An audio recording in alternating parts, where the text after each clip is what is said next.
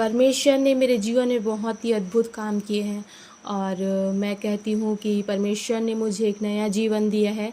और मैं अपने जीवन की बहुत बड़ी गवाही आपको बताना चाहती हूँ कि परमेश्वर ने मुझे कैसे चंगाई दिया और कैसे बीमारियों से बचाया है। तो मैं 10वीं क्लास में थी जब मेरे को जॉन्डिस हो गया था, मेरे को पीलिया हो गया था। मेरे घर में मेरी भाभी और मेरे छोटे छोटे बच्चे, मतलब मेरे घर के बच्चे लोग को भी हो गया था। तो वो सबको तो बीमारी से छुटकारा मिल गया और वो सब ठीक हो गए, पर मेरे को धीरे धीरे मतलब इतना ज़्यादा मेरा पीलिया बढ़ गया था कि ठीक ही नहीं हो रहा था। तो मम्मी ने मुझे एडमिट कराया हॉस्पिटल में और मतलब इतना ज़्यादा बढ़ गया था कि मैं बैठ भी नहीं पा रही थी और खड़े भी नहीं हो पा रही थी। इतना ज़्यादा मेरा मतलब कि जॉन्डिस बढ़ गया था। तो मैं बाथरूम में गई और वहाँ मतलब कि मेरे को चक्कर आ गया और मैं गिर गई। तो ऐसे ही हो रहा था कि बहुत ज़्यादा मैं मतलब शरीर मेरा काम नहीं कर रहा था, इतना ज़्यादा मतलब पीलिया मेरे शरीर में बढ़ गया था।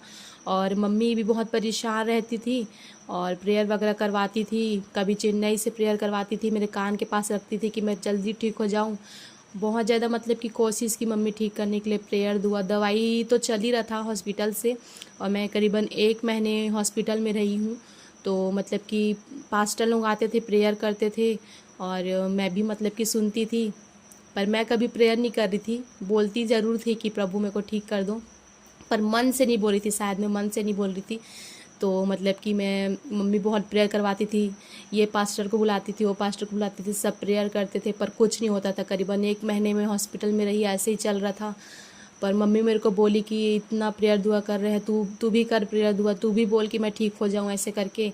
तो मैं तो ऐसी तकलीफ़ में थी, ऐसी बीमारी में थी, ऐसी मतलब कि सोचने समझने मेरा कुछ काम नहीं करता था दिमाग, तो क्या करूँ। तो अब बहुत ज़्यादा परेशान हो गई थी मैं भी हॉस्पिटल में रह रह के और तकलीफ़ में रह के। तो मैं भी अब प्रेयर करने लग गई कि परमेश्वर मेरे को ठीक कर, जल्दी ठीक कर दे। और बहुत प्रेयर करने लग गई मैं भी। अगर कोई प्रेयर करने आता था तो उसके साथ प्रेयर करने लग जाती थी। तो मतलब कि इतना प्रेयर दुआ करने के बाद भी कुछ नहीं होता, पर परमेश्वर मेरे से चाहता था कि खुद प्रेयर करे, खुद अपना मुंह खोले।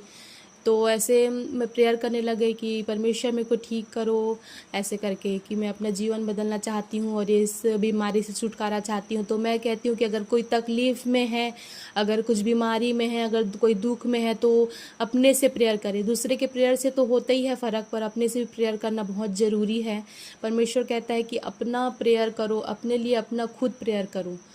तो मैं प्रेयर करने लग गई और फिर 1 2 दिन 3 दिन में मेरे शरीर में सुधार आने लग गया। और मैंने परमेश्वर का धन्यवाद किया कि वो मुझे मतलब कितने बड़े बीमारी से छुटकारा दिए मेरे शरीर में और मुझे चंगाई को दिया। तो बहुत बहुत धन्यवाद परमेश्वर का कि मुझे एक नया जीवन दिया और मैं भली चंगी होकर परमेश्वर के नाम का धन्यवाद कर रही हूँ।